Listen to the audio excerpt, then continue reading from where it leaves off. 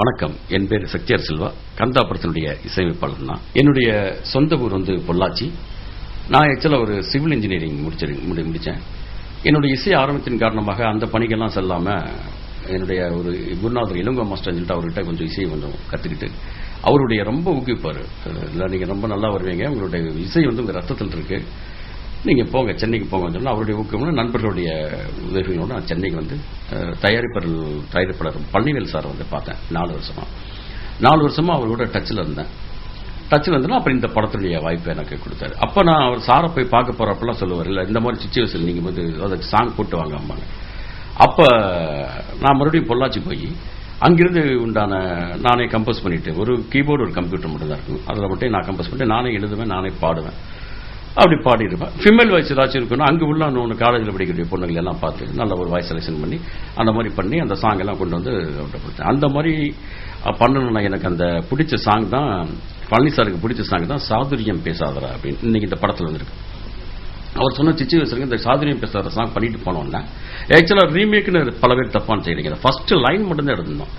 சாதுரியம் பேசாதேடா, என் இளமைக்கு பதில் சொல்லடா, பெண்மையை நீ வெல்லடா, வன்முறை செய்யடா, அது மட்டும்தான். மற்றபடி எல்லாமே என்னுடைய ஓன் கிரியேட் தான். தானு நின்று தானே நானே நானா அந்த மாதிரி போட்டு அந்த சாங் பண்ணோம்னா, இல்லை நான் எப்ப இந்த படத்துல தான் இந்த சாங் என் படத்தில் இருக்கணும், அவ்வளவு நல்லா இருக்குன்னு சொல்லிட்டு பழனி சார் சொல்லி எனக்கு இந்த கந்தா வாய்ப்புல நான் இந்த சாங்கை பண்ணோம். என்னுடைய இளமை காலங்களில் இருந்தே ஒரு படம் பார்த்துட்டேன்னா ஒரு நடிகருக்கோ நான் கம்போஸ் பண்ணிக்கூடிய காலகட்டத்தில் எனக்கு யாருமே சொல்லிக் கொடுத்தது இல்லை. என்னோட குருநாதர் இருக்கார், அவர்கிட்ட இசை பயிந்துட்டேன், அவ்வளவுதான். மற்றபடி சிச்சுவேஷன் அது எல்லாமே நானே உருவாக்கிட்டு இந்த மாதிரி இருக்கு, இந்த இவருக்கு கமல் சார் இருக்கு, ரஜினி சார் இருக்கு. இப்போ மருதநாயகம் படம் வந்துச்சுன்னா மருதநாயகத்துக்கு நான் ரீரிகார்டிங் பண்ண அப்படின்னு சொல்லிட்டு எனக்கு உண்டான அப்போ ஒரு சின்ன இப்போ இந்த மாதிரி எல்லாம் அப்போ போர்டு வச்சு நான் இப்போ உட்காந்து கம்போஸ் பண்ண ஆரம்பிப்பேன். அந்த மாதிரி பண்ணக்கூடிய ஒரு விஷயம் தான் ரஜினி சார் படையப்பா படம் வந்த ஒரு. அப்போ நான் சென்னையில் இல்லை, நான் பொள்ளாச்சியில் இருக்கேன். அந்த படத்துக்கு ரஜினி சாருக்கு நம்ம பண்ணா எப்படி இருக்கும் அப்படிங்கிற மாதிரி ஒரு சின்ன ஒரு மேட்டர் வச்சு நானும் ஒரு கவிஞனும் கூட, அதனால நானும் பெரிய அளவுக்கு இல்லை, எனக்கு தோன்றதை மட்டும்தான் நான் எழுதுனேன். இப்போ எனக்கு ரஜினி சாருக்கு எனக்கு ரொம்ப பிடிக்கும் கேட்டு நானே அந்த எழுதினேன், அந்த கவிதை எழுதிட்டு நானே பாடி நானே இசையமைச்சு அதை ரெக்கார்டோட பண்ணிட்டு ரஜினி சாருக்கு நம்ம கொடுத்தா என்னங்கிற ஒரு மேட்டர்ல அந்த சாங் போனேன். அந்த சாங்குடைய பாடுறேன். இப்போ ரஜினி சார் ஒவ்வொரு படத்துக்கும் பார்த்தீங்கன்னா இமயமலை போயிடுவார். ஒரு படம் கேப் பண்ணிச்சோன்னா இமயமலை போட்டால் இமயமலை போயிட்டு இங்கே ஸ்டார்ட் பண்ணுவார். அதை மைண்டில் வச்சுட்டேன். சரி, அவர் போயிட்டு வர்றாரு, வந்தவன பண்ண அப்படி. அப்போ எழுதுனேன், இமயத்தின் மேலிருந்து சமயத்து ஜோதி ஒன்று, நீதி என்று நேர்மை என்று வேள்விழியில் கூர்மை கொண்டு படையப்பம் பேர சொல்லி பாய்ந்து வருதடா, படையப்பம் பின்னால் வரும் படையப்பாரடா, ஏழைகளின் இதயத்தேறி பவனி வருதடா, இடி மின்னல் போல வரும் படையப்பாரடா, இமயத்தின் விழுந்து வரும். அதுக்கடுத்து சரணம். சத்தியத்தை நம்பி வந்தேன், தத்துவங்கள் சொல்லி வந்தேன், புத்தியில நியாயம் வைத்து நித்தம் அதை காத்து வந்தேன், உத்தமனை வாழ்வேன், தமிழ் மூச்சில் உயிராவேன், ஒத்துமைய கலச்சா நான் பாயும் புலியாவேன், உண்மை உழைப்பு நேர்மை இருக்கு, தர்மம் அது ஜெயிக்கும், அந்த கால நேரம் கூடுமே, இமயத்தின் மேலிருந்து அந்த மாதிரி ஒரு சாங். இன்னொரு சரணம் இருக்கு, இப்ப முடிச்சிடும். இன்னொரு பாட்டு பண்ணணும், ஒன்னு சோலோ மட்டும் வேணாம், ஒரு டூயட் ஒன்று பண்ணலாம் அப்படின்னு சொல்லிட்டு ஒரு டூயட் சாங் ஒன்று கம்போஸ் பண்ணேன்.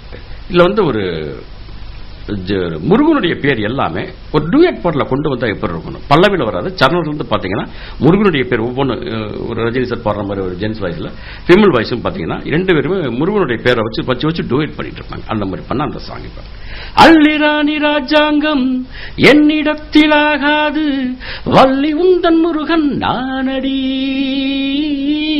ரஜினி சாருக்கு போனான்னு சொல்லி அவர் ஷூட்டிங் இருக்கிற அந்த மைசூருக்கு போய் கொடுக்கறதுக்கு எவ்வளவு ட்ரை பண்ணோம், கரெக்டா கொடுக்க முடியல. இருந்தாலும் என்னுடைய அந்த முயற்சி, நான் ஒரு முயற்சி பண்ண தொடர்ந்து போராடுவேன். வாழ்க்கையில ஏற்றம் தாழ்வு எல்லாம் இருந்தாலும் தொடர்ந்து போராடிட்டே இருக்கணும். ரஜினி சாருக்கு என்னுடைய கனவுகள் அன்னைக்கு படையப்பா படத்துல அவர் ஒரு படம் கமிட் ஆனதுக்கு அப்புறம் நான் பண்ணினேன். கண்டிப்பா உறுதியா சொல்றேன், ரஜினி சாருக்கு நான் ஒரு படம் பண்ணுவேன்.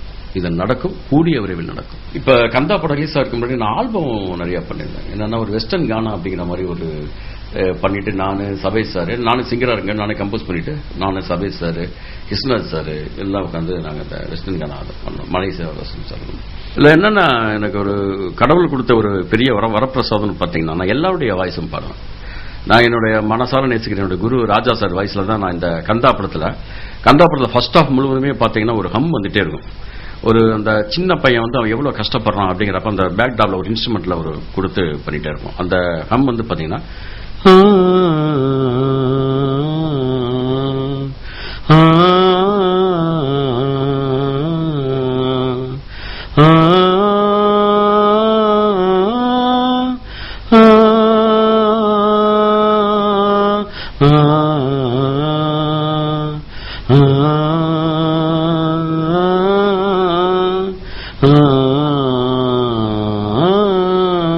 அந்த ஹம் ஃபுல்லா ராஜா சார் வயசுல நான் தான் பண்ணிருக்கேன். அதுக்கு நல்ல ரெஸ்பான்ஸ். நான் டிடிஸ் மிக்ஸ் பண்றப்ப அவங்க கேட்டேன்னா ராஜா சாரே வச்சு பாட வச்சிட்டீங்களா அப்படின்னாங்க. இது வந்து கிடைச்சது எனக்கு கிடைச்ச ஒரு பெரும் பாக்கியமா நான் கருதுறேன். அதே மாதிரி நான் ட்ராக்ல பண்றப்ப நான் மற்ற ட்ராக் இதுல நான் பண்ண மாட்டேன். என்ன சாங் பாடுறேன்னா ஃபீமேல் வாய்ஸ் மட்டும் நானே ட்ராக்ல பண்ணிடுவேன். அதனால என்னமோ எல்லாருடைய voice, TMS voice, TMS sir voice, SP sir voice, எஸ்தா சார் வாய்ஸ், ஹரியன் சார் வாய்ஸ் எல்லாம் ஓவர்லோவ் நான் எல்லாருமே அந்த வாய்ஸ்ல நானே பாடிடுவேன். அதுல பாத்தீங்கன்னா இப்ப ரவுத்ரம்னு ஒரு படத்துல கூட வந்து பாத்தீங்கன்னா அதுல மாலை மங்கும் நேரம்னு ஒரு சாங் இருக்கு. அது என்ன நண்பர் அந்த பண்ணார். அவர் அந்த சாங்க்கு வந்து எனக்கு தான் ஃபுல்லா எங்கிட்ட கேட்டிருந்தார், இந்த சாங் நீங்க பண்ணி கொடுங்க அப்படின்னு. நான் போய் அவருக்கு அந்த டியூன் எல்லாம் நான் பண்ணி கொடுத்தேன். அப்ப அந்த இடையில வரும் ஹே சபஹிப்போ ஹே சபஹிப்போ ஹே ராஸ்யஹம் ஹமப்போ பஹுய்யா அப்படி நம்ம அந்த வாய்ஸ் நான் என்னுடைய வாய்ஸ் நான் ரெய்னா ரெட்டி கூட சேர்ந்து நான் பாடிருப்பேன்.